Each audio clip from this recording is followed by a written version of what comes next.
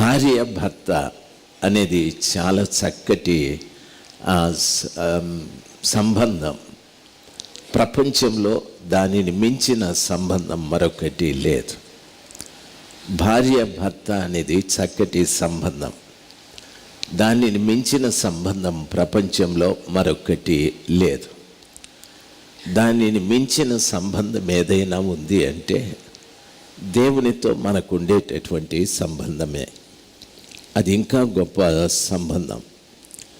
అందుకని దేవునితో సంబంధాన్ని గురించి మాట్లాడేటప్పుడు బైబిల్లో చెప్తారు, ఆయన పెళ్లి కుమారుడు, మనం పెళ్లి కుమార్తె అని. ఒక స్త్రీకి పురుషుడికి ఉన్నటువంటి సంబంధాన్ని గురించి దేవుడు సంఘానికి తనకు ఆ విధంగా చెప్పారు. అంటే దేవుడే సంఘాన్ని భార్యగా, దేవుడు ఆ సంఘం అనే భార్యకి నేను భర్త అంటే అది ఎంత గొప్ప విలువైన సంబంధమో ఆలోచించాలి. ఈ భూమి మీద ఈ చక్కటి సంబంధాన్ని భార్య భర్త ఇద్దరు కలిసి కాపాడుకోవాలి. ఎందుకంటే భార్య ధర్మం భార్య జరిగించాలి, భర్త ధర్మం భర్త జరిగించాలి. వారి వారి ధర్మాలు ఎప్పుడు వారు జరిగిస్తారో అప్పుడు సంబంధం బాగుంటుంది. ఎవరైనా వారి ధర్మాన్ని విస్మరిస్తే సంబంధాలు చెడిపోతాయి. సంబంధాలు చెడిపోయాయి అంటే దాని అర్థం వారి మధ్యనున్న ప్రేమ చచ్చిపోతుంది, వారి మధ్యనున్న ప్రేమ చనిపోతుంది. దయచేసి గమనించాలి, ప్రేమ చనిపోయిన తరువాత వారిని ఎంతమంది కలపాలని ప్రయత్నం చేసినా కుదరదు. వారి మధ్యలో ప్రేమ చనిపోయాది. కాబట్టి వారి మధ్యలో ప్రేమ చనిపోవటానికి, వారి యొక్క సంబంధాలు చెడిపోవటానికి కారణాలు ఏమి అంటే వారి వారి ధర్మాలు వారు జరిగించకపోవడం. భర్త తన ధర్మాన్ని జరిగించాలి, భార్య తన ధర్మాన్ని జరిగించాలి. ఈ రోజున ఈ స్థలంలో కూర్చున్నటువంటి ప్రతి బిడ్డ కూడా ఆ పద్ధతిని మనం పాటించాలి. భర్త తన ధర్మాన్ని జరిగించేటప్పుడు భర్త భార్యతో ఏం మాట్లాడాలనో అదే మాట్లాడాలి, భార్య తన భర్తతో ఏం మాట్లాడాలనో అవే మాట్లాడాలి. చాలా పర్యాయాలు భర్త భార్యతో మాట్లాడవలసిన వాటిని వదిలిపెట్టి ఏవేవో మాట్లాడుతూ ఉంటారు. భార్య కూడా తన భర్తతో మాట్లాడవలసిన విషయాలు కాకుండా ఏవేవో మాట్లాడుతూ ఉంటుంది. ఆ కారణాన వారిద్దరి మధ్యన సంబంధం చెడిపోవటానికి, వారిద్దరి మధ్యన ప్రేమ చనిపోవటానికి ఎన్నో కారణాలు ఏర్పడతాయి. అప్పుడు వారు మాట్లాడుకునే మాట, నువ్వు ఇలాంటి వాడివి, నీవు ఇలాంటి దానివి అని వారి తప్పులు మాట్లాడుకోవడం ప్రారంభిస్తారు. ఆ రీతిగా కాకుండా జాగ్రత్తగా నా భర్తతో నేనేం మాట్లాడాలి అనే ఆ వివేకము భార్యకు ఉండాలి. నా భార్యతో నేనేం మాట్లాడాలి అనే ఆ చక్కటి వివేకము భార్య కూడా ఉండాలి. బైబిల్లో ఒక విషయాన్ని మీకు చెప్తాను చూడండి. ఆదికాండం 4వ అధ్యాయం 23వ వచనం. ఆదికాండము 4వ అధ్యాయం 23వ వచనంలో ఉన్నటువంటి మాట చెప్తాను, వినాలి. లెమెకు తన భార్యలతో ఓ ఆదా, ఓ సిల్లా, నా పలుకు వినుడి. లెమెకు భార్యలారా, నా మాట ఆలకించండి. నన్ను గాయపరచినందుకై ఒక మనుషుని చంపితిని, నన్ను దెబ్బ కొట్టినందుకై ఒక పడుచువాని చంపి తిని అని అంటూ ఉన్నాడు.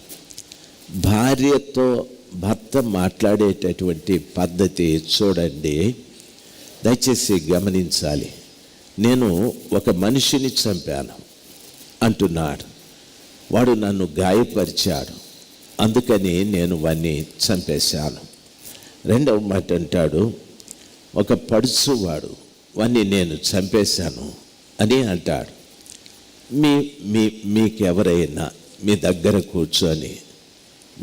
కూర్చొని మీకు మంచి ఆప్యాయత కలిగిన వ్యక్తి, మీరు బాగా ప్రేమించే వ్యక్తి నీ పక్కన కూర్చొని, ఒకప్పుడు నేను ఫలానా వాణ్ణి చంపాను అంటే వాని మీద మీకు ఎటువంటి భావన కలుగుతుందో చెప్పండి. అమ్మోయ్, వీడు చంపేశాడంట, వీడు ఎంత భయంకరుడా, వీడింత దౌర్జన్యము చేసేవాడా అని మీకు బయట చెప్పకపోయినా లోపల వాని గురించి ఒక భయంకరమైన చెడు అభిప్రాయం పుడుతుంది. దయచేసి గమనించాలి. నేను ఒకరిని చంపేశాను, వాడు నన్ను గాయపరిచాడు, వాడు పడుచువాడు, వాడిని చంపేశాను అని భార్యలతో మాట్లాడుతూ ఉన్నాడు. దేవుని పిల్లలైన మనము మాట్లాడాల్సిన మాటలు ఎలాగ ఉండాలంటే, మనము భార్యతో మాట్లాడేటప్పుడు ఆమెతో మాట్లాడే ప్రతి మాట భర్త మీద ప్రేమ పుట్టేటట్టుగా మాట్లాడాలి. భర్త మాట్లాడే ప్రతి మాట ఎలాగుండాలంటే, ఆ భర్తకు భార్య లోబడేటట్టుగా భర్త మాట్లాడాలి. భర్త ఆ రీతిగా మాట్లాడగలిగితే భార్యలో ప్రేమ పెరుగుతుంది. భార్య తన భర్తకు ఇంకా లోబడి జీవించేది నేర్చుకుంటుంది. దయచేసి గమనించాలి. అంతేకాని నేను వాణ్ణి కొట్టాను, వీణ్ణి చంపాను, నేనంటే ఎవరనుకున్నావు అంటే భార్య ఒక దెబ్బతో నీతో సంసారం చేయటానికి భయపడి చచ్చిపోతుంది. చాలా మట్టుకు నీతో కాపురం చేయటానికి ఆమె అంత సుముఖంగా ఉండదు. నీ మీద ఉన్నటువంటి ప్రేమ కానీ నీ మీద ఉన్న నమ్మకము పూర్తిగా తగ్గించుకుంటూ వస్తుంది. ఎవరినో వీడు చంపాడంట, నేను ఏదైనా చేస్తే నన్ను కూడా చంపటానికి వీడు వెనకాడతాడా అని అంతవరకు నీ మీద ఉన్న నమ్మకం కొద్ది కొద్దిగా తగ్గిపోతూ వస్తుంది. భార్య భర్తల సంబంధానికి ప్రాముఖ్యమైనది ఏమిటంటే ప్రేమ, రెండవది నమ్మకం. భర్త మీద భార్యకు నమ్మకం ఉండాలి, భార్య మీద భర్తకు కూడా నమ్మకం ఉండాలి. మనం మాట్లాడే మాటల ద్వారా భార్యకు మన మీద నమ్మకం పోవచ్చు, భర్త మీద భార్యకు నమ్మకం పోవచ్చు.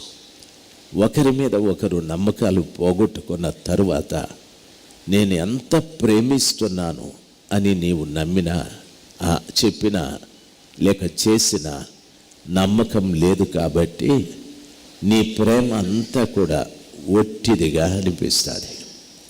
నీ ప్రేమకు విలువ ఉండదు. నైనా సౌండ్ తగ్గించే, నైనా వెనకలు వినిపించలేదా, ఈడ ఎక్కువ వచ్చేస్తుంది. మీ ప్రేమకు విలువ ఉండదు.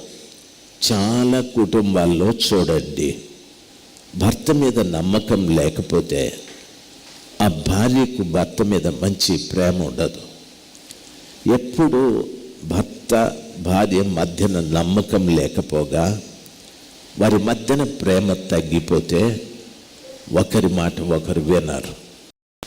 ఏదో నీ గొప్పతనం గురించి నేను అది చేసినాను ఇది చేసినానని పురుషుడు చెప్పడం, ఏదో తన గొప్పతనాన్ని గురించి నేను అవి ఇవి చేసినానని ఆడబిడ్డ భర్తకు చెప్పడం, వీటి మూలాన మీకు తెలియకుండానే మీ మీద ఎదుటి వారికి భర్తకు నమ్మకత్వం కోల్పోతూ ఉంటారు. నమ్మకం లేని కుటుంబంలో ప్రేమ ఉండదు. నమ్మకం లేని కుటుంబంలో లోబడేతనం ఉండదు. నమ్మకం లేని కుటుంబంలో తరచూ పోట్లాటలు జరుగుతూనే ఉంటాయి, గొడవలు జరుగుతూనే ఉంటాయి. మా అయ్యగారు నిలబడి ఒక మాట చెప్పారు. చాలామంది పైకి చాలా సంతోషంగా కనిపిస్తారు, కానీ వారి కుటుంబాల్లో చాలా దుఃఖం ఉంటుంది, చాలా విచారం ఉంటుంది, వాళ్ళ లోపల ఎన్నో బాధలు ఉంటాయి. వారి కుటుంబంలో పిల్లలు కూడా చాలా పాడైపోయిన పరిస్థితుల్లో ఉంటారు అని చెప్పారు. కుటుంబము అంత పతనా స్థితికి రావటానికి గల కారణం భార్య భర్తలుగా మీరు మాట్లాడుకునే మాటలే. మన కుటుంబం బాగుండాలి, నా కుటుంబంలో భర్త నా మీద నమ్మకం ఉంచాలి, భార్య నా మీద నమ్మకం ఉంచాలి.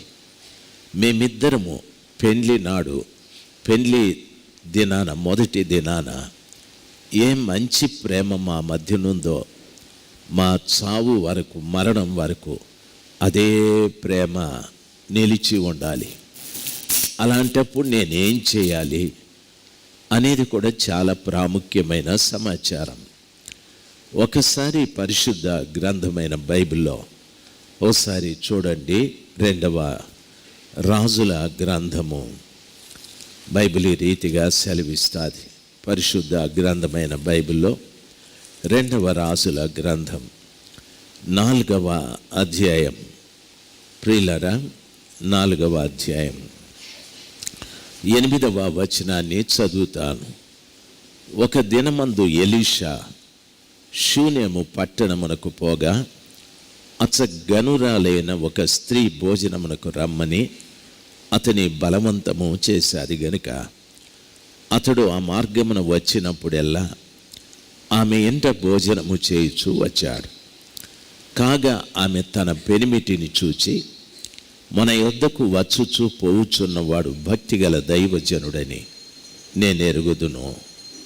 కావున మనం అతనికి గోడ మీద ఒక చిన్న గది కట్టించి అందులో అతని కొరకు మంచము, బల్ల, పీట, దీపస్తంభము ఉంచుదము. అతడు మన యొద్దకు వచ్చినప్పుడెల్లా అందులో బస చేయవచ్చునని చెప్పాను. ఇక్కడ కూడా ఒక భార్య భర్త ఉన్నారు. ఈ భార్య భర్తలు ఎలాంటి వారంటే, భర్త వృద్ధుడు, భార్య యవనస్తురాలు. అందులో ఇశ్రాయేలీయులలో షూనేమీరాళ్ళు చాలా అందగత్తెలు.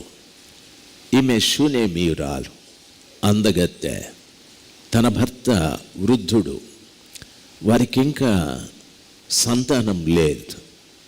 అయితే ఆ పట్టణానికి ఎలీషా అనే ప్రవక్త వస్తూ పోతూ ఉండేవాడు. ఆ తల్లి ఒక్క రోజున, అయ్యా, ఈ పట్టణానికి మీరు వచ్చినప్పుడంతా మా ఇంట్లో భోంచేయండి అని చెప్పాది. ప్రవక్త గారు ఆమె మాట మన్నించి ఆ పట్టణానికి వచ్చినప్పుడు పోయినప్పుడు ఆ ఇంట్లో భోంచేసేవాడు. ప్రవక్త ఒకడే కాదు, ఆయన శిష్యుడు కూడా వెళ్ళి భోంచేసేవారు. ఒక్కరోజున ఈ షూనేమీరాలు తన భర్తతో మాట్లాడుతూ ఉంది. దయచేసి గమనించాలి, తన భర్త వృద్ధుడు, ఆమె యవనస్తురాలు, షూనేమీరాళ్ళు అందగత్తెలు. అయితే ప్రవక్తకు భోజనం పెడుతూ వచ్చాది. ఒకరోజు భర్తతో మాట్లాడుతూ, అయ్యా, మన ఇంటికి వస్తూ పోతున్నాడే, ఆయన భక్తిగల దైవజనుడని నేను ఎరుగుదును.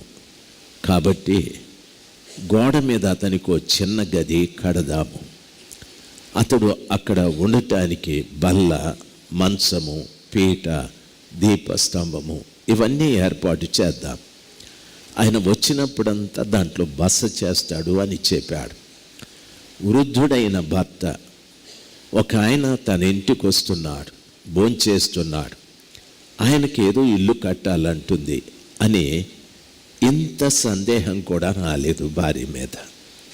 యవనస్తురాలు, అందగత్తె, ఇంత సందేహం రాలేదు. కారణం ఏమిటో తెలుసా? ఆ అందగత్తె అయిన యవనస్తురాలు వృద్ధుడైన భర్తతో ఎప్పుడు మాట్లాడినా దైవీకమైన విషయాలు మాట్లాడేది, భక్తి కలిగిన విషయాలు మాట్లాడేది, దేవుని విషయాలు మాట్లాడేది. అంటే ప్రవక్త ఆ ఇంటికి వచ్చినప్పుడు ఏ సూక్తులు చెప్తున్నాడో అవి తన భర్తకు చెప్పేది. దాపరికం లేకుండా మన ఇంటికో ప్రవక్త వచ్చాడండి, ఆయనకి భోజనం వండి పెట్టాను, ఆయన ఈ మాటలు చెప్పాడు, మన కొరకు ఈ రీతిగా ప్రార్థన చేశాడని ఆమె మాట్లాడే మాట భర్తలో నమ్మకాన్ని పెంచాది. ఆమె మాట్లాడే మాట భర్తలో ఆమె మీద ప్రేమను పెంచాది. ఆమె మాట్లాడేటటువంటి మాట ఆ భార్య మీద ఆ భర్తకు ఇంకా రోజు రోజు నమ్మకం పెరుగుతూ వచ్చాది.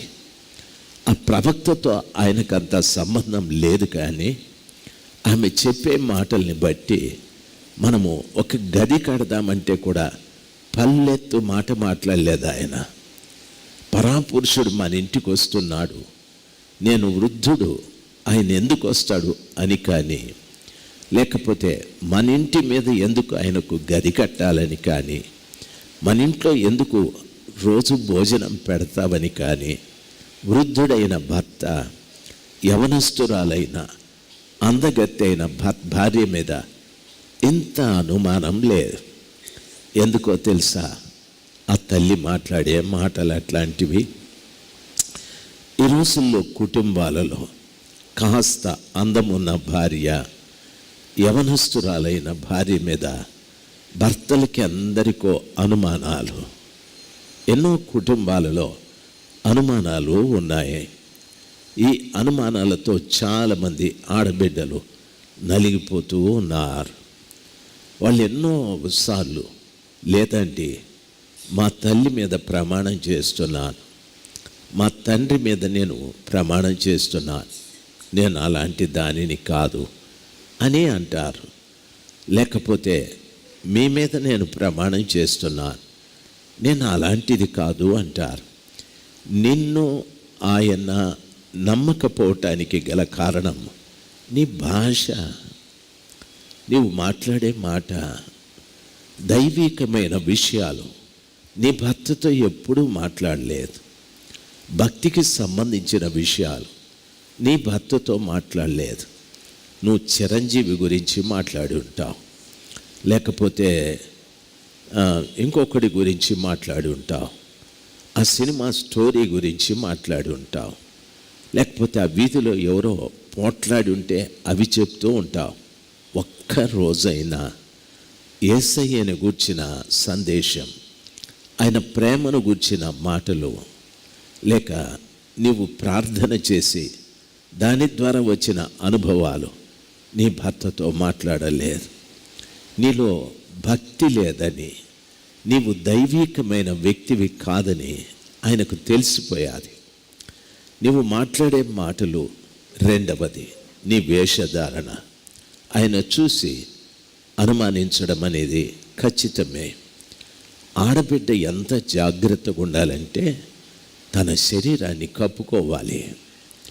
తన శరీరంలో ఉండవలసినటువంటి భద్రత కలిగి ఉండాలి.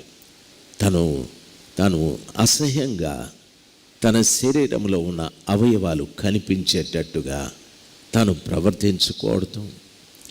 దేవుడు తనకిచ్చినటువంటి ఆ శిరస్సుని శుభ్రంగా దూవుకోవడం, దానిలో రకరకాల స్టైళ్ళు ఇవన్నీ చేయడం. ఒక పురుషుడితో స్త్రీ మాట్లాడే మాటల్ని బట్టి ఒక స్త్రీ తన జీవితంలో ఉండవలసిన పరిధిలో కాకుండా మరొక రీతిగా వేషధారణ, ఆ స్త్రీ తన పరిస్థితులన్నీ కూడా చూసి భర్త అనుమానించడంలో సందేహం లేదు. ఆయన నిన్ను అనుమానించటానికి కారణం ఎవరో కాదు, నీవే. ఆయన అప్పుడప్పుడు అంటాడు, ఏమనో తెలుసా, ఫోన్లో ఎవరితో మాట్లాడింది నువ్వు? మా అమ్మతోనని. ఇది ఇట్లా తీసుకురా, నెంబర్ ఎవరిది ఇది అని అంటాడు. మా అమ్మదేనని, మీ అమ్మ నెంబర్ ఇది కాదే అని అంటాడు. మా అన్నతో మాట్లాడాను అంటావు. మీ అన్నతో ఏం మాట్లాడావు? ఎందుకు మాట్లాడావు? సొంత అన్నతో మాట్లాడాను అంటే కూడా అనుమానమే. అమ్మతో మాట్లాడాను అంటే కూడా అనుమానమే. ఆయనకు నీ మీద అనుమానం రావటానికి గల కారణం నీ భాష. కుటుంబంలో భర్తలో ప్రేమను పెంచి, భర్తలో నీ మీద నమ్మకాన్ని పెంచి, భర్త నీ మీద ఏమాత్రము అనుమానించకుండా ఉండే భాష నీకు రాలేదు. ఏవో మాట్లాడుతూ ఉన్నావు, ఏవో చెప్తూ ఉన్నావు. అసలు నీ కుటుంబాన్ని కట్టేటటువంటి దేవుని గురించి ఒక్క మాట కూడా చెప్పడం లేదు. ఒక్కరోజు కూడా ఆయన కళ్ళ ఎదుట బైబిల్ చదివింది లేదు. ఒక్కరోజు కూడా ఆయన కళ్ళ ఎదుట లేస్తూనే మోకరించి ప్రార్థించింది లేదు. ఒక్కరోజు కూడా ఉపవాసం ఉండింది లేదు. భక్తికి సంబంధించిన కార్యాలు ఒక్కటి నీలో కనిపించలేదు. నీవు మాట్లాడేటివన్నీ లోక సంబంధమైనవే. అంటావు అప్పుడప్పుడు, పలానా అమ్మాయి ఉంది కదండి, అమ్మాయి వాడితో లేచిపోయిందంటానని. అది నీకు అవసరమా? దయచేసి గమనించాలి. భర్త అంటాడు, నీకెట్లా తెలుసు అని. నాకెవరో చెప్పినారు అంటుంది. ఎవరంటే చెప్పదు.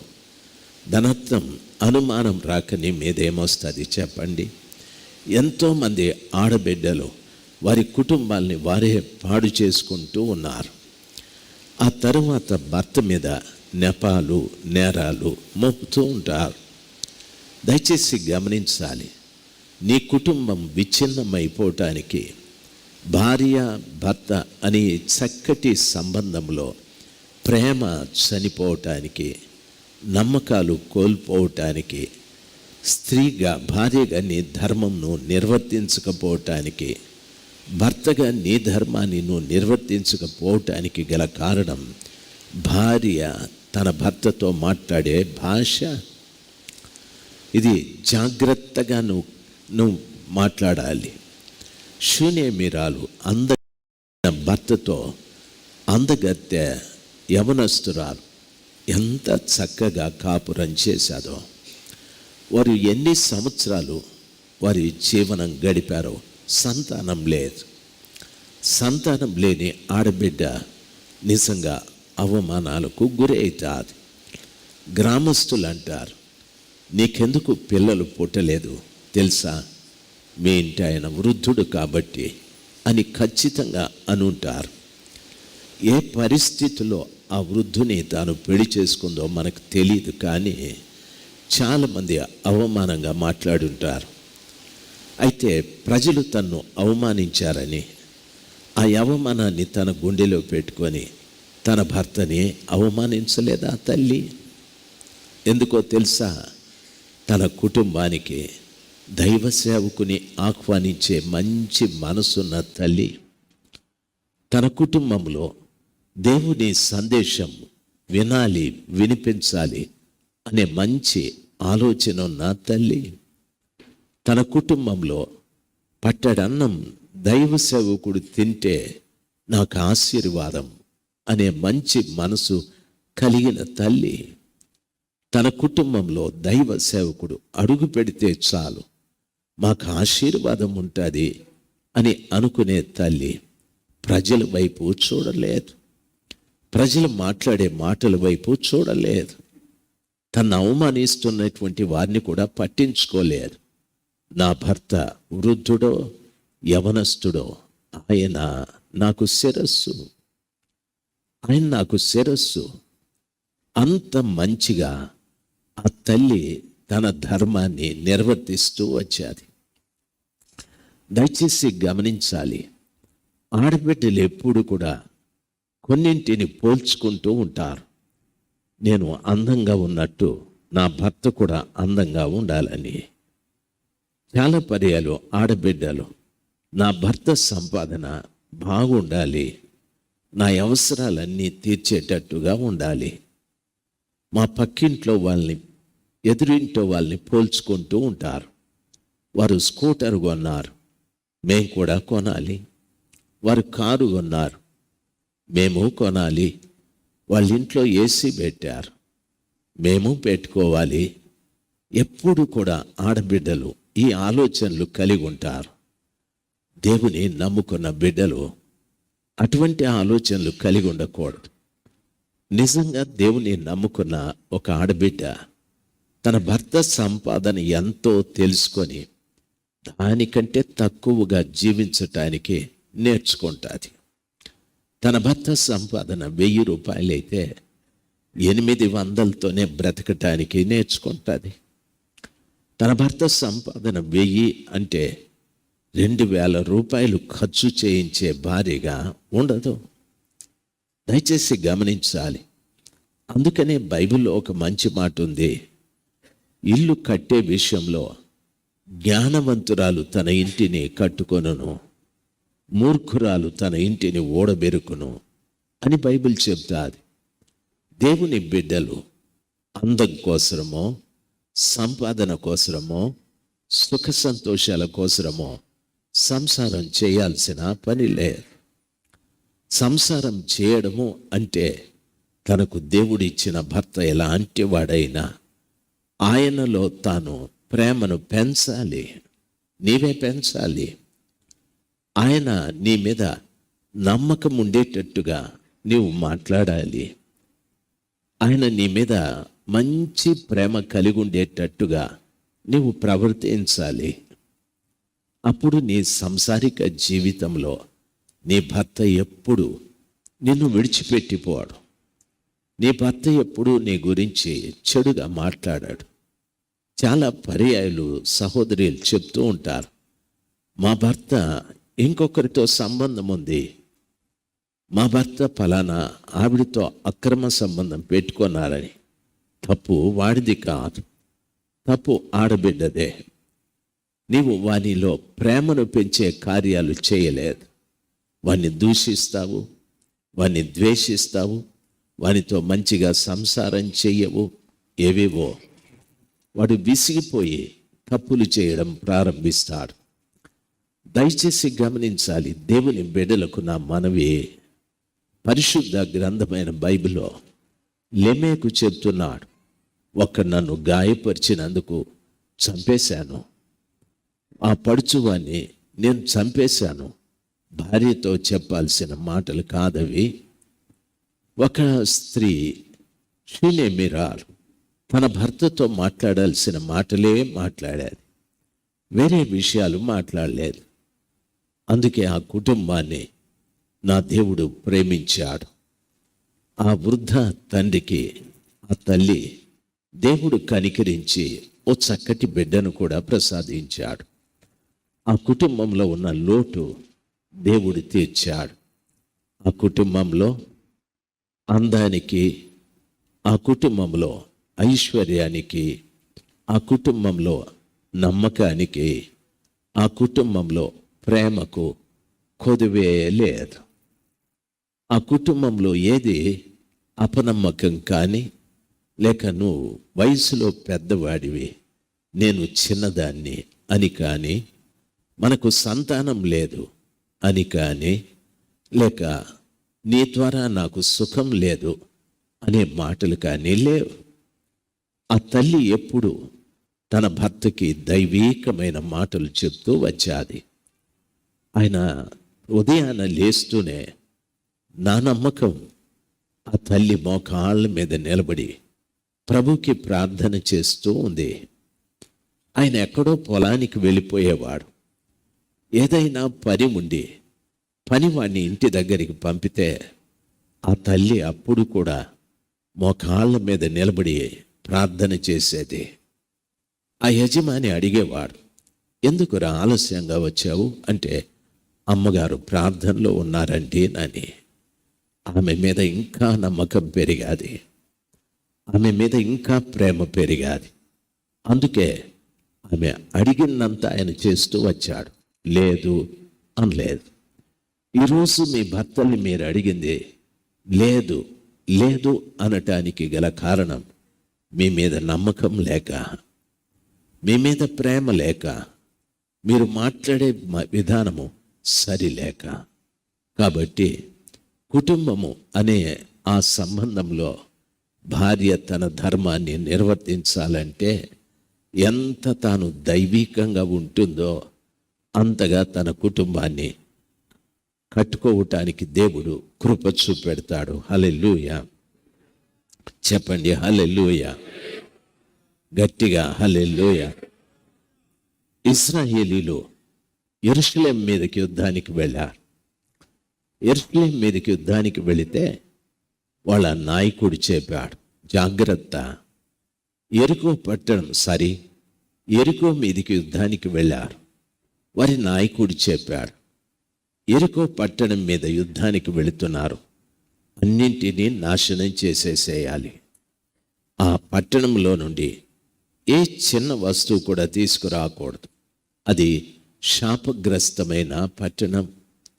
అందులో మీరు ఏం తెచ్చినా అది శాపగ్రస్తమైనదని చెప్పారు. ఆ పట్టణం మీదకి యుద్ధానికి వెళ్ళి ఆ పట్టణాన్ని జయించారు. స్త్రీలు, పురుషులు, పిల్లలు, తల్లులు, గర్భిణీలు, పాలిచ్చే తల్లులు అందరినీ చంపేశారు. జీవమున్న ప్రతిదాన్ని చంపేశారు. యుద్ధానికి వెళ్ళి ఒక ప్రాంతాన్ని జయిస్తే జయించిన వాడు ఆ పట్టణాన్ని దోచుకొని వస్తాడు. అయితే నాయకుడు చెప్పిన మాట ఏమీ తీసుకురాకూడదని. అయితే ఒక ఆయన పేరు ఆకాను. ఆయన ఏం చేశాడంటే ఒక షీనారు పై వస్త్రం, బంగారు కమ్మిని తీసుకొని ఎలాగ తెచ్చాడో తెలియదు. సైనికులు అందరూ ఉన్నారు. తెచ్చి తన గుడారంలో గొయ్యి తవ్వి అందులో దాచిపెట్టుకున్నాడు. ఆ యెరికో పట్టణం జయించిన తరువాత ఇంకొక యుద్ధం ఉంది, హాయి అనే పట్టణం. ఆ పట్టణం మీదికి వెళ్ళారు ఇశ్రాయేలీలు. అది చిన్న పట్టణం. వెళితే యెరికో మీద వచ్చినంత విజయం హాయి పట్టణం మీద రాలేదు. కారణం ఏమిటంటే ఇశ్రాయేలీయులు చాలామంది చనిపోయారు. హాయి పట్టణం చిన్నదే, కానీ ఇశ్రాయేలీయులు అక్కడ ఓటమి పాలయ్యారు.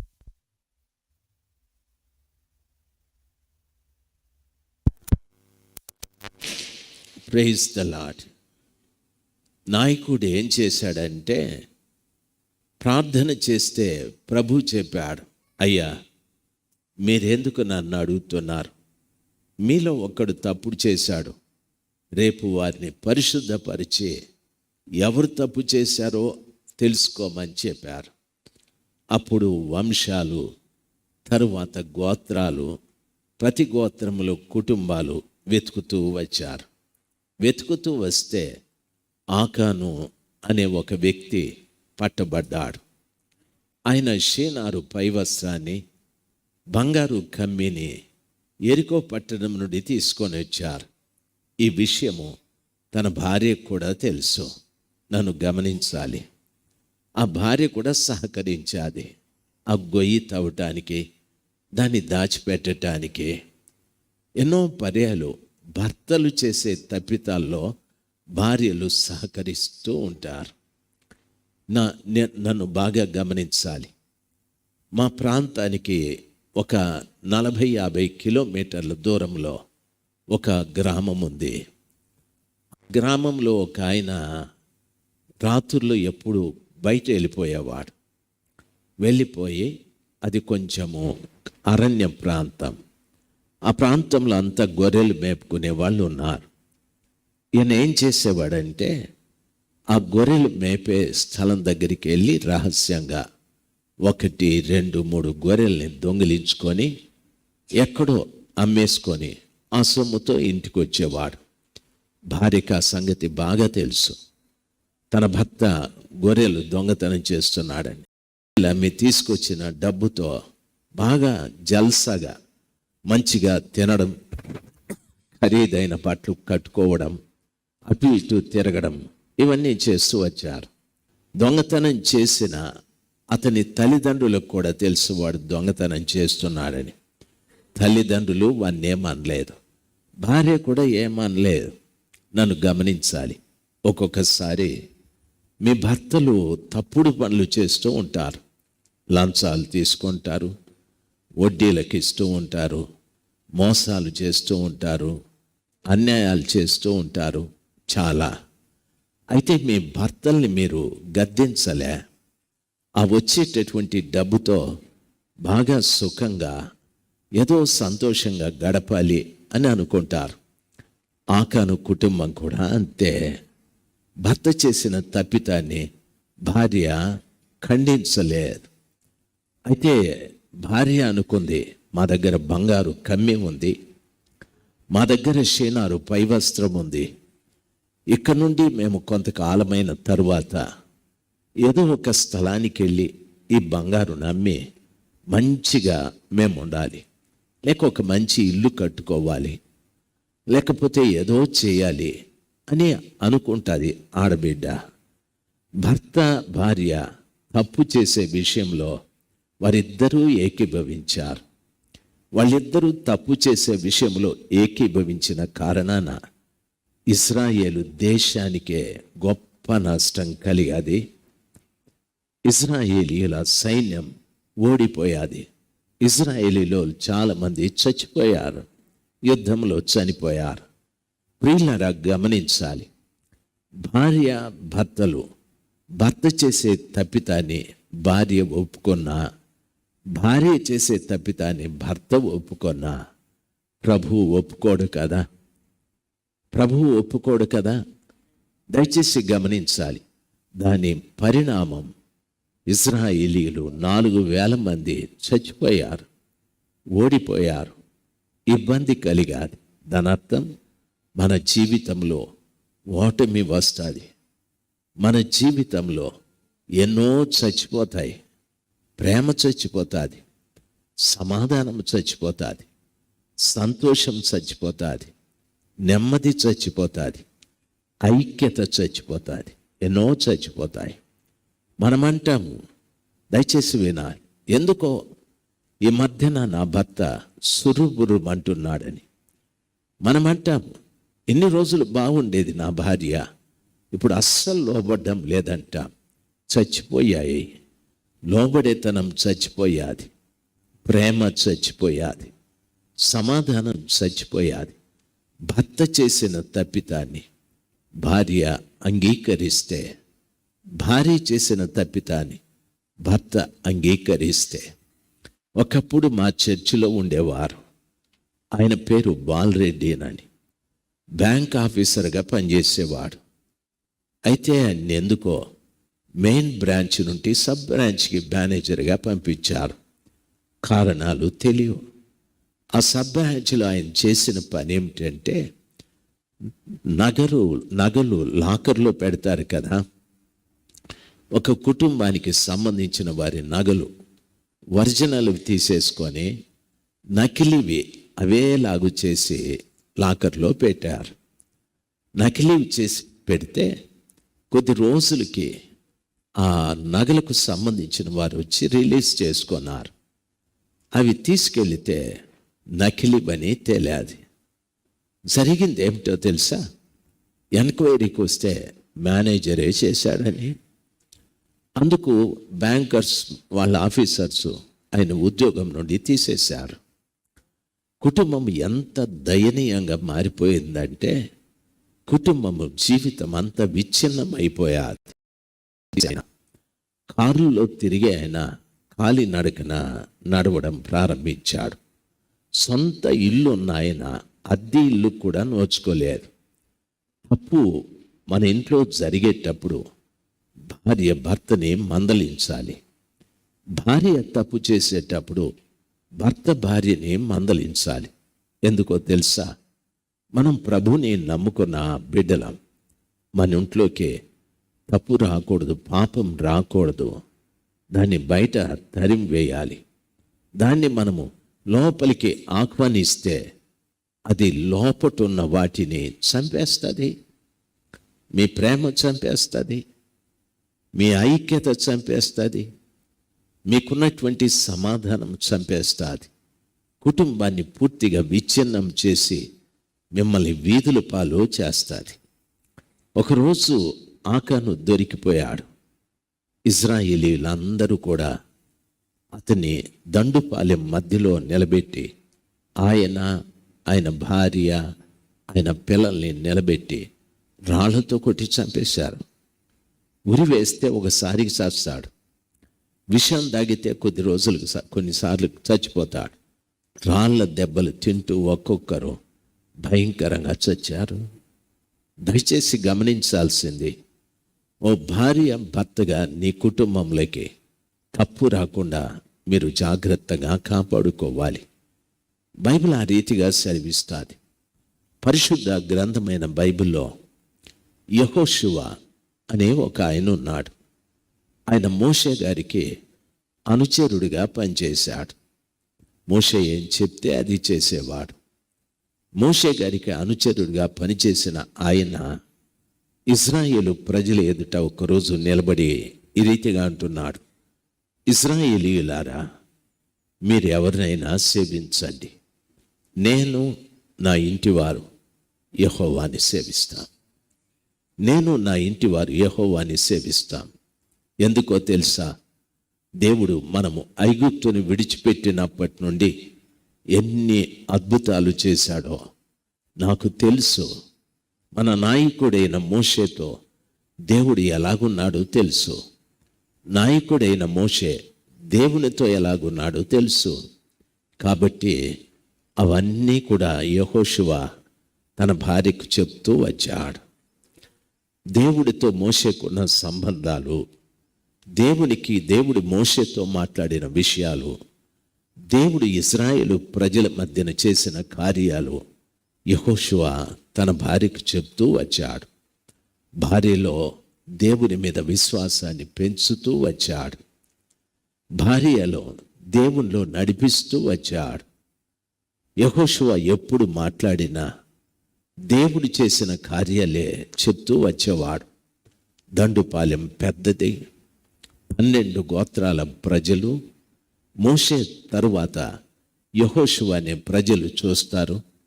అంత పెద్ద స్థితి ఉన్న ప్రజలలో జరిగిన అలజడులు కానీ, ప్రజలలో జరుగుతున్నటువంటి విగ్రహారాధన, వ్యభిచారము, తిరుగుబాటుతనం, లోబడనితనం, వ్యతిరేకత, అవేవి తన ఇంట్లో చెప్పలేదు. ఆయన భార్యకు చెప్పలేరు.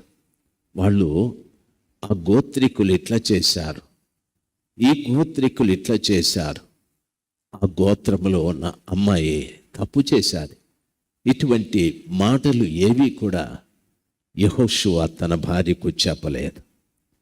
యెహోషువ ఇప్పుడు అంటున్నాడు, ఇశ్రాయేలీయులారా, మీరెవరైనా సేవించండి, నేను నా ఇంటివారు యెహోవాను సేవిస్తాము అన్నప్పుడు భార్య కూడా నా భర్త చెప్పినట్టే, పిల్లలు కూడా మా తండ్రి గారు చెప్పినట్టే అని కుటుంబం అంతా కూడా ఒక పక్షంగా నిలబడ్డారు. దయచేసి గమనించాలి, ఎన్నో పర్యాయాలు మనము ఇతరుల విషయాలు మన కుటుంబాల్లో మాట్లాడుకుంటూ ఉంటాం. ఇతరులు చేసిన తప్పితాలు మన ఇంట్లో మాట్లాడుకుంటూ ఉంటాం. భర్తలుగా గమనించాలి, ఇతరు చేసిన పాపాలు కూడా చెప్తూ ఉంటాం. ఆ రీతిగా చెప్పడం వలన అదేదో గొప్ప సమాచారం అనుకుంటావు. నీవే నీ కుటుంబంలో, నీ పిల్లలలో, నీ భార్య హృదయంలో చెడుని చల్లుతూ ఉన్నావని దాని అర్థం. ఓ పనికిరాని విషయాలు మీ బిడ్డల్లో చల్లుతున్నావని దాని అర్థం. దయచేసి గమనించాలి. అందుకు బైబిల్లో ప్రభు చెప్పాడు, పల్లేరు చెట్లలో ద్రాక్ష పండ్లైనను, ద్రాక్ష చెట్లలో పల్లేరు కాయలైనను కాయనా అని చెప్పాడు. మనము ద్రాక్ష చెట్లం, మనలో ద్రాక్ష పండ్లు కాయాలి. అయితే ద్రాక్ష చెట్లలో పల్లేరు కాయలు కాస్తూ ఉన్నాయి. కారణం ఏమిటో తెలుసా? తండ్రి, నీవు నీ కుటుంబంలో చెప్పే మాటలే ఎవరో పనికిరాని విషయాలు ఏదో విచిత్రంగా చెప్తూ ఉంటావు. అవి పిల్లలు కూడా వింటూ ఉంటారు. ఏదో నీ భార్యకు కొత్త సమాచారం అనుకుంటావు, అవి మీ పిల్లలు కూడా వింటారు. మీరు ద్రాక్ష చెట్లే, కానీ కాపుకొచ్చేటప్పటికీ పల్లేరుకాయలు కాస్తూ ఉన్నాయి. అయ్యగారు నిలబడి చెప్పినప్పుడు చాలామంది తల్లిదండ్రులు వారి పిల్లల విషయమై చాలా దుఃఖిస్తున్నారు. పిల్లల ప్రవర్తన సరిలేదు అని. దానికి కారణం తండ్రే. ఎక్కడో చెడిపోయిన విషయాలన్నీ కూడా ఇంట్లో తీసుకొచ్చి చెప్తూ ఉంటాడు. కథలుగా పిల్లలు వింటారు, భార్య వింటారు. వారి జీవితాలలో పూర్తిగా నష్టాలే కలుగుతాయి. యెహోషువ ఎప్పుడూ అవి చెప్పలేదు. దండుపాలెములో బోలెడన్ని సమాచారాలు, దరిదాపు లక్షల మంది ప్రజల మధ్యన జరుగుతున్న అవినీతి కార్యాలు, అసహ్యమైన కార్యాలు, దేవునికి వ్యతిరేకమైన కార్యాలు, మానవులు ఇంగిత జ్ఞానము లేకుండా లైంగికమైన చింతనలు ఎన్నో జరుగుతూ ఉన్నాయి. పొరపాటును కూడా యెహోషువ ఆ విషయాలు తన ఇంట్లో చెప్పలేదు. ఇంటికి వస్తే యెహోషువ అడిగేవాడు, ప్రార్థన చేసుకున్నారా? చేసుకున్నాము. ప్రార్థన చేసుకున్నారా? లేదు అంటే రండి మనం కూర్చొని ప్రార్థన చేసుకుందాం అని కుటుంబాన్ని అంతటినీ పిలిచేవాడు. పిల్లలు అలసిపోయారని కానీ, పిల్లలకు పొద్దుపోయిందని కానీ లేకుండా కుటుంబాన్ని అంతటినీ కూడా యెహోషువ భక్తిలో పెంచుకుంటూ వచ్చాడు. అందుకు ధైర్యంగా అన్నాడు, నేను నా ఇంటి వారు యెహోవాను సేవించదమని. మన కుటుంబాల్లో భర్త ప్రార్థిస్తుంటే భార్య పడుకుంటుంది. భార్య భర్త ఒకవేళ ప్రార్థిస్తే పిల్లలు పడుకుంటారు. ఏమేవో వాళ్ళని లేపు అంటే పిల్లలు ఎందుకు లేండి, వాళ్ళు స్కూలుకు పోయి వచ్చినారు, అలసిపోయినారు అని తల్లే పిల్లల్ని ప్రార్థనలో ఏకీభవించకుండా తప్పిస్తుంది. దయచేసి గమనించాలి, ఆ అసభ్యమైనటువంటి ప్రవర్తనే మన కుటుంబంలో. మనమందరూ ద్రాక్ష చెట్లే, కాయలు మాత్రం పల్లేరు కాయలు. దేవుని బిడ్డలు, మన గుణాలన్నీ ముళ్ళ చెట్లు లాంటివి. దేవుని పిల్లలు బాగా గమనించాలి. ఇవి మన కుటుంబాల్లో లేవా? మన కుటుంబాల్లో ఈ పరిస్థితులు లేవా? కారణం ఏమిటో తెలుసా? భర్తగా తన ధర్మాన్ని నిర్వర్తించలేదు. డ్యూటీ అవసరమే, ఉద్యోగం అవసరమే, దానికంటే మించింది కుటుంబం. కుటుంబం చాలా అవసరం. నీ కుటుంబం పాడైపోయి 1,00,000 రూపాయలు సంపాదిస్తే లాభమేముంది? నీ కుటుంబం పాడు చేసుకొని 2 లక్షలను సంపాదిస్తే ప్రయోజనమేముంది? నువ్వు 1000 సంపాదించి కుటుంబం బాగుంటే దానంత సంతోషం ఇంకొకటి లేదు. సంపాదన కాదు ముఖ్యం, సంసారం ముఖ్యం. కాబట్టి తండ్రిగా నువ్వు ఒక చక్కటి అభ్యాసం కలిగిన వ్యక్తిగా ఉండాలి. లోకంలో జరిగే సంగతులు కాదు కావాల్సింది. కుటుంబానికి, దేవునికి సంబంధించిన విషయాలు నీ కుటుంబంలో మాట్లాడు. దేవునికి సంబంధించిన విషయాలు నీ కుటుంబంలో ఉన్నవారికి నువ్వు నేర్పించాలి. దేవుని బిడ్డలు, భర్తగా నీ ధర్మాన్ని నువ్వు నిర్వర్తించాలి. భారీగా కూడా మీ ధర్మాన్ని మీరు నిర్వర్తిస్తే ఖచ్చితంగా మీ కుటుంబం ఒక స్వర్గసీమగా ఉంటుంది. తొలిటి దినాన భార్య భర్తల మధ్యన ఎంత మంచి ప్రేమ, ఎంత మంచి లోబడేతనం, ఎంత మంచి నమ్మకం ఉంటుందో అది పెరుగుతూ రావాలి. నన్ను గమనించాలి. పెళ్ళి కాకముందు ఆ పురుషుడు ఎవరో, పెళ్ళి కాకముందు ఆ స్త్రీ ఎవరో, వాళ్ళిద్దరికీ పెళ్ళి అయ్యాది. పెళ్ళి అయిన తరువాతనే ఒకరి మీద ఒకరికి ప్రేమ పుట్టాది, ఒకరి మీద ఒకరికి నమ్మకము పుట్టాది, ఒకరి మీద ఒకరికి నమ్మకంతో పాటు ప్రేమ, ఇవన్నీ కూడా పుట్టాయి. మన ఇంట్లో బిడ్డ పుడితే పెరుగుతూ వస్తాడు కదా, సంవత్సరాలు గడిచే కొద్దీ పెరుగుతుంటాడు కదా. ఆ పెళ్ళి దినాన మీలో పుట్టిన ప్రేమ, మీలో పుట్టిన నమ్మకం పెరుగుతూ రావాలి, తరిగిపోకూడదు. పెరుగుతూ రావాలి. అది పెరగడం లేదే, తరిగిపోతుందంటే ఓ స్త్రీ నీ ధర్మాన్ని నువ్వు సరిగా నిర్వర్తించలేదు. ఓ పురుషుడా, నీ ధర్మాన్ని నువ్వు సరిగా నిర్వర్తించలేరు, అందుకే పెరగాల్సింది తరిగిపోతూ ఉంది. తరిగిపోయిన తర్వాత తిరిగి పెంచుకోవాలంటే కుదరదు. ప్రేమ గనక తొలగిపోవటానికి గల కారణం మత్తయి భక్తుడు చెప్తాడు. ఏమంటాడంటే, అక్రమము విస్తరించుట చేత అనేకుల ప్రేమ చల్లారిపోయినని. అక్రమం, క్రమం లేని భార్య, క్రమం లేని భర్త, క్రమం లేని కుటుంబాలు, వీటి ద్వారా ప్రేమ చల్లారిపోతూ వస్తుంది. మనకు క్రమం చాలా అవసరం, చాలా అవసరం. దేవుడు మిమ్మల్ని దీవించుగాక. గట్టిగా దేవుడు మిమ్మల్ని దీవించుగాక. ఈ పగటి పూట మీరు విన్న ఈ వాక్య ప్రకారంగా జీవించటానికి దేవుడు మీకు తగిన కృప దయచేయునుగాక. ప్రతి కుటుంబంలో ప్రేమ పెరగాలి. ప్రతి భార్య భర్తల మధ్యన నమ్మకం పెరగాలి. అప్పుడే కుటుంబము బాగుంటుంది. మీ పిల్లలు ముళ్ళ చెట్లై ఉండరు.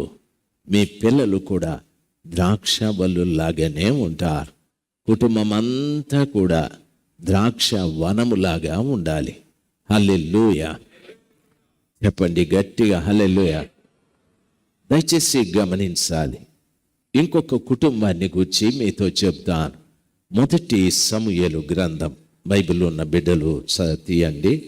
మొదటి సమూయేలు గ్రంథం, హల్లెలూయా.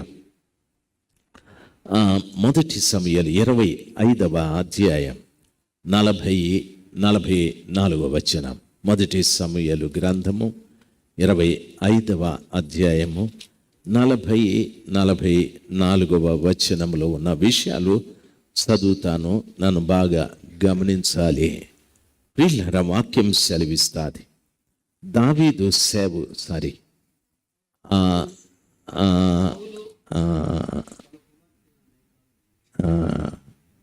హల్లెలూయా.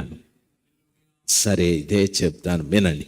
మొదటి సమూయేలు గ్రంథం 25వ అధ్యాయం 44వ వచనం. దావీదు సేవకులు కర్మేలులోనున్న అబీగయీలు నొద్దకు వచ్చి, దావీదు మిమ్మల్ని పిలిచి నిన్ను పెళ్లి చేసుకొనుటకై తోడుకొని రండని పంపిననగా, ఆమె లేచి సాగిలపడి, నా ఏలిన వాని చిత్తము, నా ఏలిన వాని సేవకులు కాళ్ళు కడుగుటకు నా ఏలిన వాని దాసురాలనగు నేను సిద్ధముగా ఉన్నానని చెప్పి త్వరగా లేచి గాడిద మీద ఎక్కి తన వెనుక నడుచుచున్న 5 పనికత్తెలతో కూడా దావీదు పంపిన దూతల వెంబడి రాగా, దావీదు ఆమెను పెండ్లి చేసుకొనెను అని వాక్యము సెలవిస్తుంది. నేను చదివిన మాటలు ఎంతమంది విన్నారు? Very good. ఎంతమంది దగ్గర బైబిల్ ఉంది? ఎంతమంది బైబిల్ తెరిచి చూసినారు? Very good. మీరు చాలా మంచి వాళ్ళు. కొంతమంది బైబిల్ ఉంది కానీ తెరవలేదు. తెరిస్తే ఏమవుతుందో అని భయం. తెరవండి, తెరిచి చూడండి. బైబిల్ మిమ్మల్ని ఏమీ కొట్టదు. అయితే మీ మంచితనాన్ని, మీ తప్పితాల్ని బైబిల్ చెప్తా ఉంటుంది. ఇక్కడ అబీగయీలు అనే ఒక అమ్మ, ఆమె దగ్గరికి దావీదు తన సేవకుల్ని కబురు పంపించాడు. వెళ్ళండి, అబీగయీల్ని తీసుకురండి, నేను ఆమెను పెళ్లి చేసుకుంటాను అని అన్నాడు. అంటే దావీదు పనివారు వెళ్ళి అబీగయీలుకు చెప్పారు, అమ్మా, మేము దావీదు పంపించిన పనివారం, మా దావీదు గారు నిన్ను తీసుకురమ్మన్నారు, ఎందుకంటే నిన్ను పెళ్లి చేసుకుంటారంట అనని. ఆమె ఏమంటుందో తెలుసా? ఏమని చెప్తుందో తెలుసా? నేను బయలుదేరి వస్తాను, నా సేవకు, చూడండి ఆమె అనే మాట, నా ఏలిన వాని సేవకుల యొక్క పాదములు కడగటానికైనా సరే నేను వస్తాను అని చెప్తాది. నా ఏలిన వాని సేవకుల కాళ్ళు కడుగుటకైనా, నా ఏలిన వాని దాసురాలకు నేను సిద్ధమే అంటాడు. దావీదు నేను పెళ్లి చేసుకుంటానని కబురు పంపితే ఆమె అక్కడ నా ఏలిన వారి పని వారి కాళ్ళు కడిగేకైనా నేను సిద్ధమే అని అంటారు. ఈ అబీగయిలు చరిత్ర ఒకసారి మీకు చెప్తాను, బాగా గమనించాలి. ఈమె భర్త ఉన్న భార్య. ఈమె భర్త చాలా పెద్ద ధనవంతుడు. ఆయనకు 3,000 గొర్రెలు ఉన్నాయి. ఆయనకు రోజు రాబడే గొర్రెలు పిల్లల్ని వేస్తూ ఉన్నాయి. మంద పెరుగుతూ ఉంది. గొర్రె బొచ్చు కత్తిరిస్తాడు, దాన్ని అమ్ముకుంటాడు. పనివారు చాలామంది ఉన్నారు. చాలా పెద్ద ధనవంతుడు. అతనికి ఈవిడ భార్య. బాగా వినాలి. అయితే నాబాలు అనేటటువంటి ఆయనను గురించి చెప్పేటప్పుడు మోటువాడు, మొరటువాడు అని చెప్తాడు. రెండవది అతడు దుర్మార్గుడు అని చెప్తాడు. మొరటువాడు, దుర్మార్గుడు, ధనవంతుడు. అటువంటి ఆయనకు ఈవిడ భార్య. ఈమె ఎటువంటిదంటే బైబిల్ చెప్తుంది, ఈ యొక్క అబీగయిలు సుబుద్ధి గలదై రూపవశి అయి ఉండెను అని అంటాడు. సుబుద్ధి, మంచి బుద్ధి కలిగిన బిడ్డ. రూపవశి, అందగత్తె. వాడెటోడంటే మొరుటోడు, దుర్మార్గుడు, ధనవంతుడు. మొరుటోడు ఏం చెప్పినా వినడు. దుర్మార్గుడు కోపం వస్తే కొట్టేస్తాడు. ధనవంతుడు, ఈ క్వాలిటీస్ అతనికి ఉన్నాయి.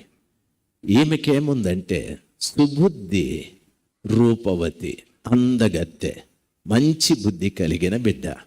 ఈ కాంబినేషన్ ఎలాగుందో చూడండి. మొరుటోడు, ఈమె అందగత్తె. అసలు వాడిని చూస్తే ఎట్లుంటాడో తెలుసా? తెరిస్తే కండ్లు, నవ్వితే పండ్లు, అవే కనిపిస్తాయి. మీకు అర్థమైందా? మీకు అర్థమైందా?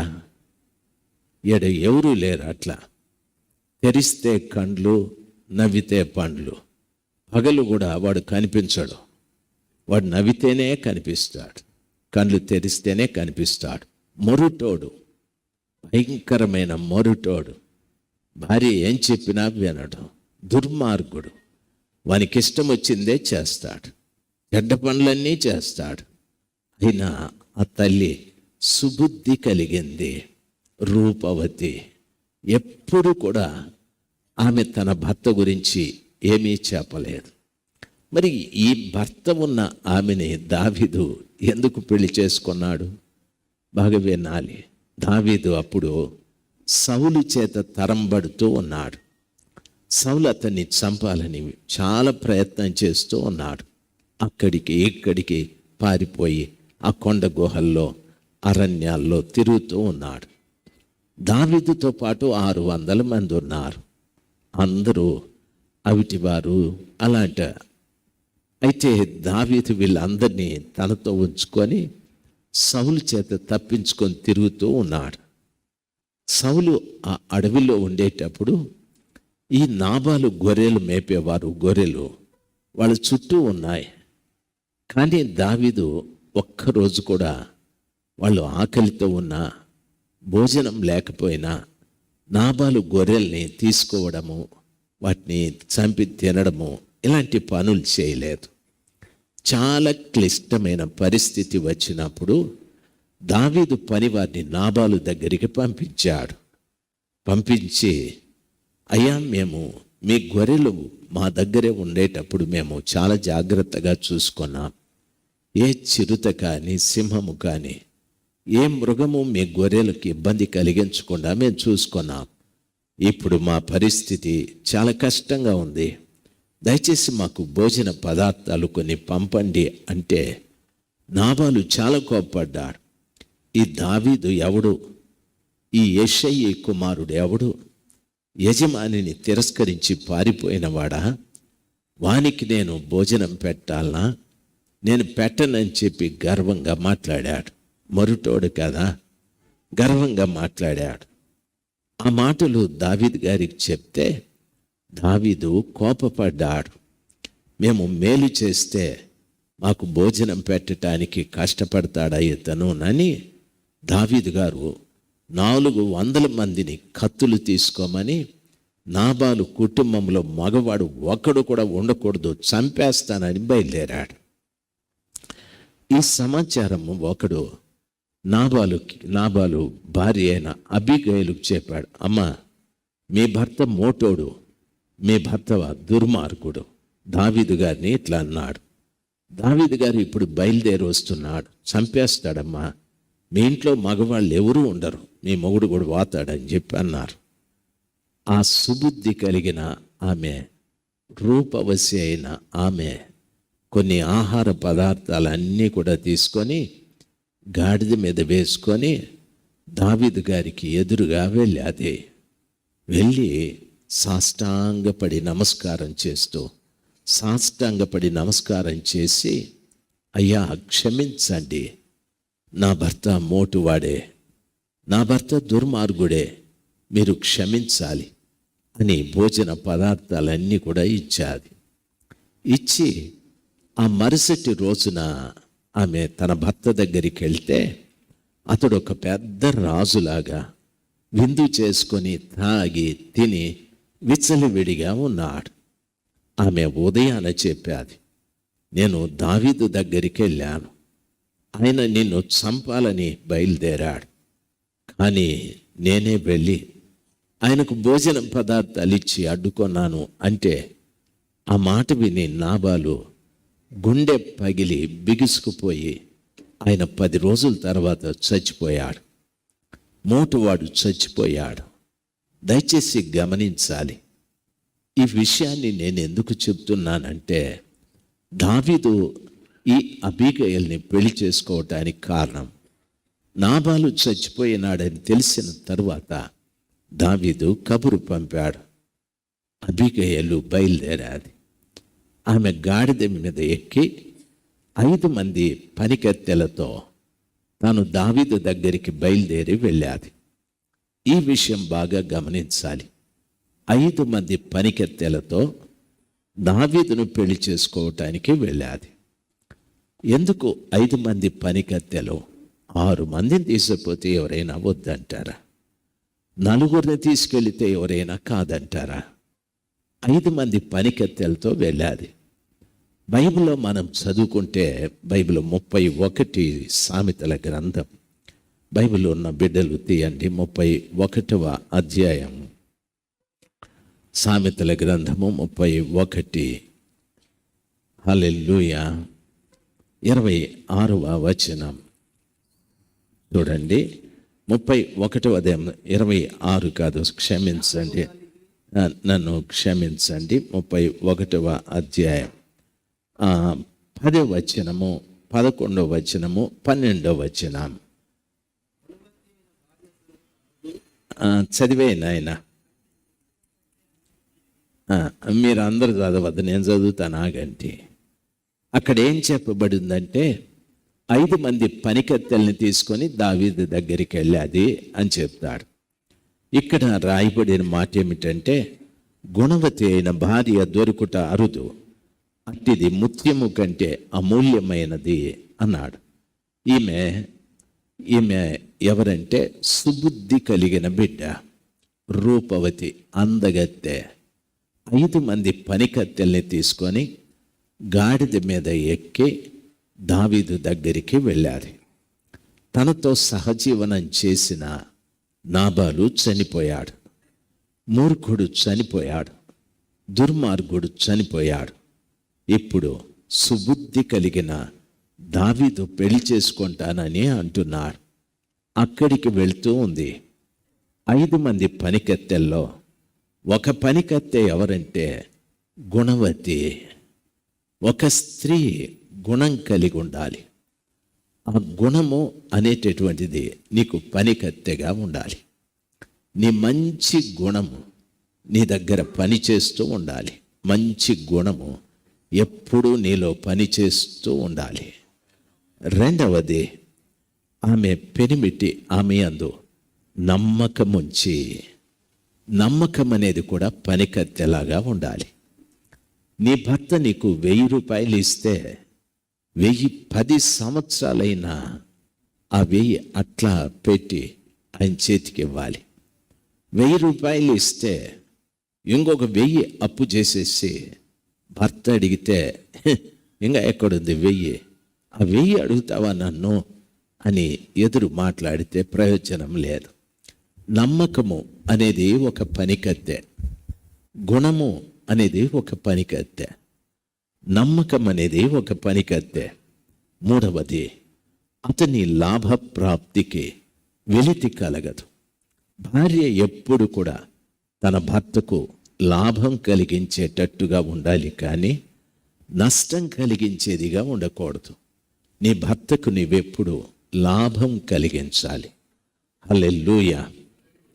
ఆడబిడ్డలు చెప్పడంలే హల్లెలూయా. మీ భర్తకు మీరు లాభం కలిగించాలి. ఆమె బ్రతుకు దినములన్నీ అతనికి మేలే చేయాలి. ఆమె మేలు చేసే బిడ్డగా ఉండాలి. ఎప్పుడూ తన భర్తకు కీడు చేసే బిడ్డగా ఉండకూడదు. మీరు ఆలోచించండి, మీరు గుణవంతురాలేనా? రెండవది, నమ్మకస్తులేనా? మూడవది, మీ భర్తలకు మీరు లాభం కలిగించే బిడ్డలేనా? నాలుగవది, మీరు బ్రతుకు దినాలు మీ భర్తకు మేలు చేసేవారుగా ఉన్నారా? ఐదవది, మీరు కీడు చేసేవారు కాదా?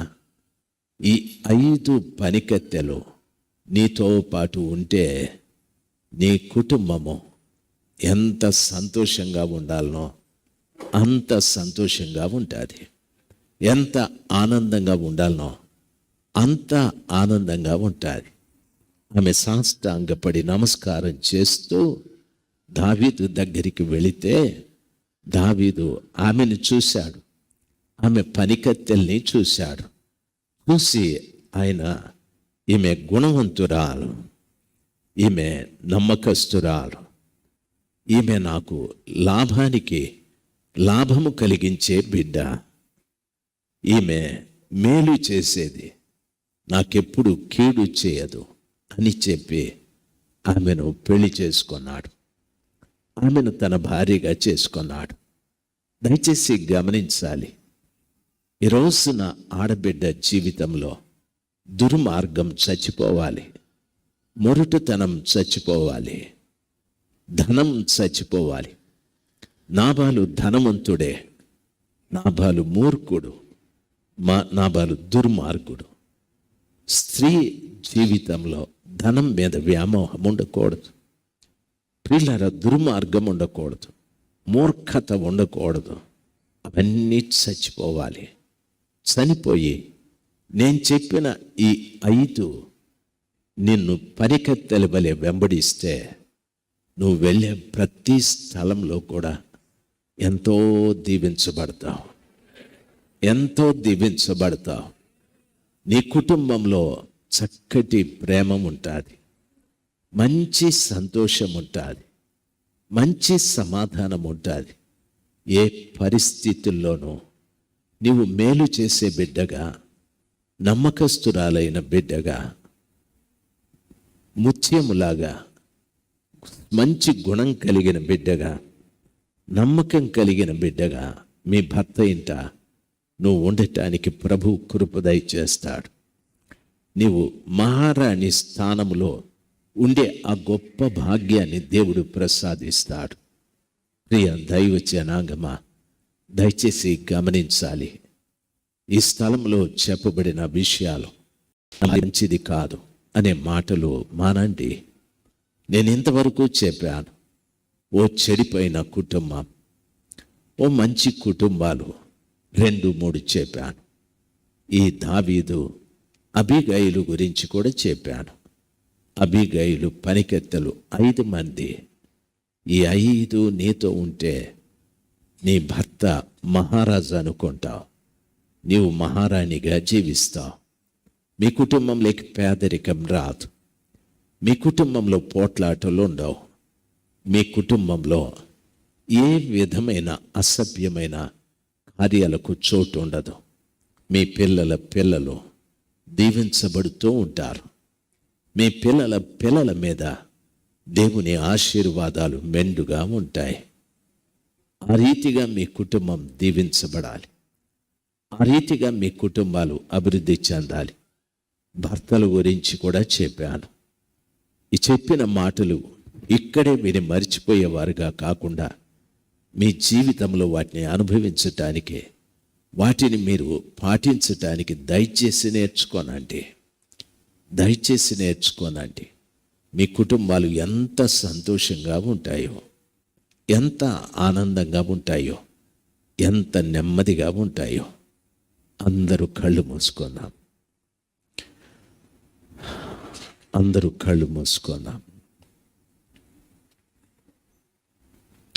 మహిమగల దేవుని పాదాల చెంత మొరపెడదాం. ప్రభువా, నేను ఇంతవరకు 3 కుటుంబాలని గూర్చి విన్నాను. 3 మంచి కుటుంబాలని గూర్చి విన్నాను. 3 చెడిపోయిన కుటుంబాలని గూర్చి కూడా విన్నాను. దయచేసి ప్రభా, మంచి కుటుంబాల వలె నా జీవితం మార్చబడు రీతిగా మీరు కార్యం చేయమని ఆ కృపగల దేవుణ్ణి వేడుకుందాం. ఎంతోసేపు కాదు, 1, 2, 3 నిమిషాలు ప్రభు దగ్గర ప్రార్థించండి. ప్రభుని అడగండి, ప్రభా, నేను విన్న రీతిగా ఒక మంచి కుటుంబంగా నా కుటుంబం కావాలి. భర్తలు కూడా అడగండి, నా భార్యలతో ఏం చెప్పాలనో అవే చెప్పాలి. పనికిరానివన్నీ నేను చెప్పకూడదు. అక్రమమైనదేది కూడా నా ఇంటికి తీసుకురాకూడదు. ఆ రీతిగా తీసుకొచ్చినటువంటి ఆకాను కుటుంబం రాళ్లతో కొట్టి చంపబడిపోయాది. ఆ రీతిగా కాదు, నా జీవితం మారాలి. కష్టపడి సంపాదించిన సంపాదన, నీతితో సంపాదించింది నా కుటుంబంలోకి తీసుకురావాలి. ఆ రీతిగా భర్తలు ప్రార్థించాలి, భార్యలు ప్రార్థించాలి. నమ్మదగిన దేవుడు మన మధ్యలో కార్యం జరిగించు రీతిగా అందరూ ప్రార్థన చేసుకుందాం. మీరు నడిపించండి. Praise God. Thank you Jesus. David అని వచ్చి ప్రార్థన చేస్తారు. Praise God. అందరం అలాగే కళ్ళు మూసుకుందాం. మహోన్నతుడైన దేవుని వైపు అందరం చేతులెత్తి, శూన్యమేరాలకి ఇచ్చిన మంచి మనసు నాకు దయచేసయ్యా. తన పెనిమిటి తన పట్ల ఎంత నమ్మకం ఉంచాడు కదా. తన పెనిమిటి ఎంత గొప్ప దైవభక్తిని తన లోపల చూశాడు కదా. నా పెనిమిటి నా యందు నమ్మిక ఉంచినట్లుగా ఆ మంచి ఉన్నతమైన వ్యక్తిత్వం నాకు దయచేయ్యా. నా ఇల్లు దైవ సేవకులకు ఆశ్రయం ఇచ్చే ఇల్లుగా ఉండాలి. దైవజనులకు పట్టిన అన్నం పెట్టే చేతులుగా నా చేతులు ఉండాలి యేసయ్యా. నా ఇల్లు ప్రవక్తలకు ఆశ్రయం ఇచ్చే ఇల్లుగా ఉండాలి యేసయ్యా. ఓ చెడ్డ తండ్రి లెమెకు తాను చేసిన చెడు కార్యాన్ని తన ఇంటికి వచ్చి ఎంత గొప్పగా చెప్తున్నాడో, లెమెకు లాంటి చెడు మనసు నాకు ఉండకూడదు యేసయ్యా అని ఒక క్షణం అందరం చేతులెత్తి ప్రభు సన్నిధిలో ప్రార్థన చేసుకుందామా. దేవా, అలాంటి పురుషునిగా, అలాంటి తండ్రిగా నా బ్రతుకుల్లో నేను ఉండకూడదయ్యా. నా పిల్లలకి చెప్పాల్సింది నేను చెప్పకపోవటాన్ని బట్టే, చెప్పకూడని మాటలు నా పిల్లల ఎదుట నేను చెప్పటాన్ని బట్టే నా కుటుంబం కూడా లెమెకు కుటుంబం లాగా మిగిలిపోయిందయ్యా. ఈరోజు నా తప్పేంటో, నా ఇంట్లో నేను చేసిన అపరాధం ఏంటో నాకు బాగా అర్థమైందయ్యా. ఈరోజు దైవ సన్నిధిలో నన్ను కనికరించి యేసయ్యా. ఒక క్షణం అందరూ నోరు తెరిచి ప్రార్థన చేసుకుంటామా. అదిగో యేసు క్రీస్తు వారిని వివాహం ఆడబోయే అబీగయీలు నాబాలు చనిపోయిన తర్వాతే దావీదును వివాహం ఆడింది. పరమ దావీదైన యేసు క్రీస్తు వారిని మనం వివాహం ఆడాలంటే నీలో నాలో ఉన్న లాభాన్ని చావాలి. 5 పనికెత్తులు మన లోపల పని చేయాలి. గుణవతి అయిన భార్య వలె మంచి గుణం మనలో పనిచేయాలి. మృత్యు లాంటి గుణం మనలో పనిచేయాలి. బ్రతుకు దినాలంతా మేలు చేసేవారిగా మనం ఉండాలి. దేవా, ఈరోజు నా కుటుంబాన్ని కట్టేసేవా, ఒక మంచి తల్లిగా నేను బ్రతకాలి, ఒక మంచి తండ్రిగా నేను బ్రతకాలి, నా కుటుంబాన్ని కట్టుకున్న వారిగా నేను జీవించాలి స్వామి. ఆ భాగ్యం నాకు దయచేవా, అలాంటి మనస్సు నాకు దయచేవా. తెరిచి అడుగుదామా, ప్రతి వారు అడుగుదామా, తెరిచి నా కుటుంబాన్ని కట్టుకునే కృప నాకు దయచేయి. జ్ఞానవంతురాలు తన ఇంటిని కట్టుకుంటుంది, తన చేతులు తన ఇంటిని పెరిగి వేసుకుంటుంది. ఆ మూడు రాళ్ళు వల్ల నేను ఉండకూడదయ్యా, మూడు వల్ల నేను ఉండకూడదయ్యా. భక్తుడిగా నా ఇంటిని కట్టుకునే భాగ్యం నాకు దయచేయని మన కుటుంబాలు కట్టబడినట్లుగా వినినటువంటి వాక్యం మన హృదయ క్షేత్రంలో ఫలించినట్లుగా చేతులెత్తి స్తోత్రాలు చెప్దాం.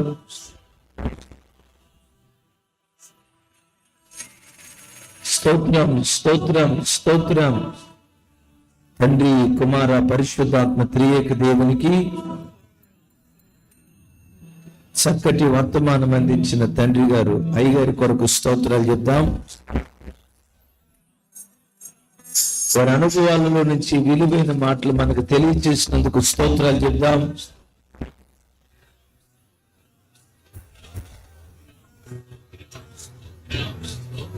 ఆయన మహిమ కలిగిన రాకడకు మనందరినీ పెండ్లి కుమార్తెలుగా ప్రభువే సిద్ధపరుచున్నట్లుగా స్తోత్రాలు చెప్దాం.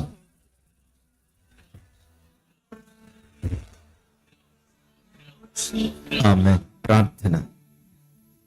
పరిశుద్ధుడా, ప్రేమ కలిగిన తండ్రి, మహోన్నతుడా, మీ మహోన్నతమైన నామాన్ని బట్టి స్తోత్రాలు తండ్రి. 2023 సంవత్సరము జనవరి 26వ తేదీ గణతంత్ర దినోత్సవం రోజు రాజా, నిబిడలమైన మమ్మలను తండ్రి మీ వాక్యము చేత ఉచ్చేతపరచుచు మమ్మల్ని మీరు సరిచేయుటకు ప్రభా, కాకినాడ పట్టణములో ప్రభు మీరు మీ దాసులను ప్రేపించి ఏర్పాటు చేసిన ఈ శ్రేష్టమైన కుటుంబ ఆశీర్వాద కూడికను బట్టి మీకు స్తోత్రాలు రాజా. అన్నిటికంటే ప్రాముఖ్యముగా రాజా, చక్కటి వాక్యము చేత మీ దాసుని మీ సిలువ చాటున మరుగుపరుచుకొని నాతో మాతో మీరు మాట్లాడినందుకై మీకు స్తోత్రాలు. అవును నాయన, దుష్టుడు అపవాది ఈ లోకములో అనేక కుటుంబాలను విచ్ఛిన్నము చేస్తూ క్రీస్తు రక్తము చేత కడగబడిన కుటుంబాలు కూడా నాశనమైపోచుండగా ప్రభా, ఆ రీతిగా ఉండకూడదని తండ్రి మీ దాసుని మీరు మరుగుపరుచుకొని కల్వారిలో నుంచి మీరు మాట్లాడిన మీ దివ్యమైన వాక్కులను బట్టి స్తోత్రాలు తండ్రి. అయా, ఇక్కడ కూడి వచ్చిన అనేక కుటుంబాలలో యజమానురాళ్ళు నాయన ఒకవేళ లేమేకు కుటుంబం వల్లే ఉన్నారేమో.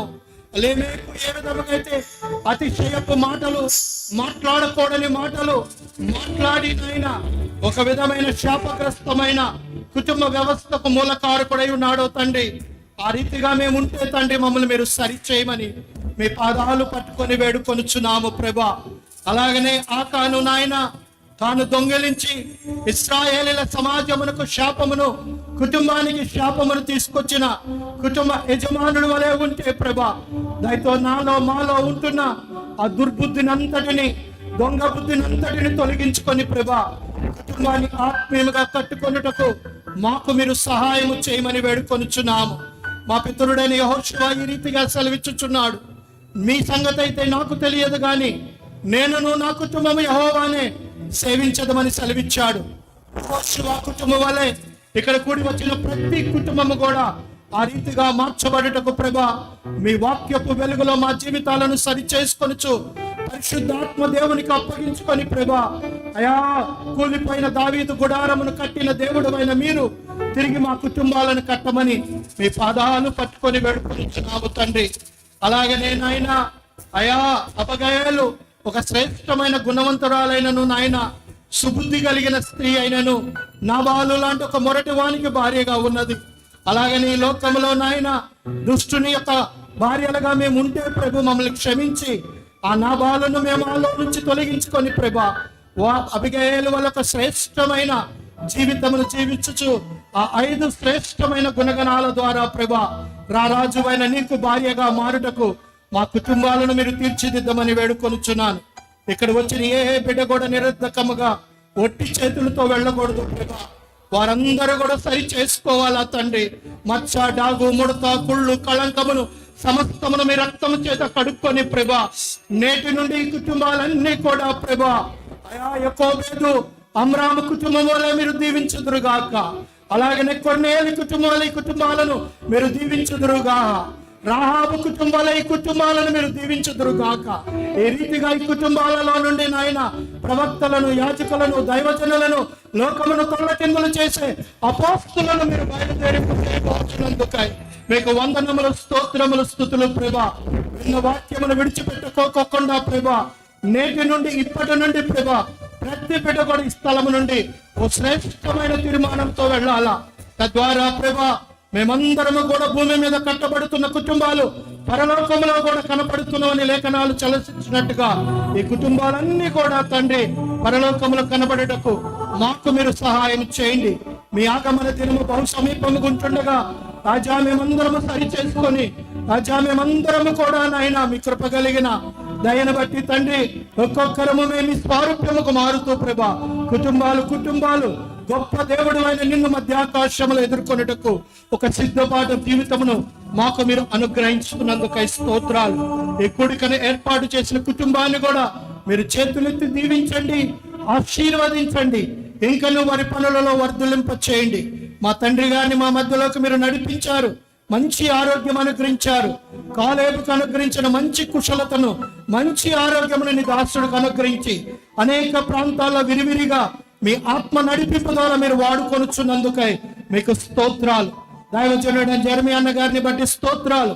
యవన ప్రాయంలో నీ దాసుడిని కాయడం మోయొచ్చు అనేక ప్రాంతాల్లో మీ సువార్త జెండాను ఎగరవేయుచుండగా నీ బిడ్డను ఇంకనూ జయోత్సాహముతో మీరు ఊరేగించుచున్నందుకై స్తోత్రాలు.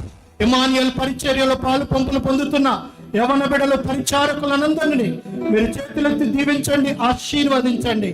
అయ్యా మమ్మల్ని విడిచిపెట్టమాకండి ప్రభా.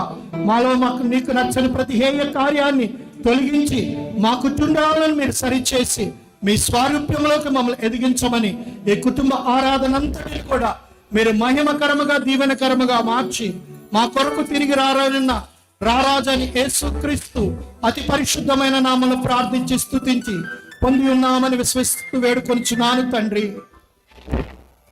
తండ్రి అయిన దేవుని ప్రేమ, కుమారుడైన యేసుక్రీస్తు ప్రభు వారి దివ్య కృప, పరిశుద్ధాత్మ దేవుని అన్యోన్య సహవాసం మనకును సకల పరిశుద్ధులకు ఈ దినం లైవ్ ద్వారా ఆయా ప్రాంతాల్లో, ఆయా దేశాల్లో ఉండి చూసిన ప్రతి కుటుంబానికి, ఈ కోరికలు ఏర్పాటు చేసిన కుటుంబానికి సదా తోడై ఉండి నడిపించు.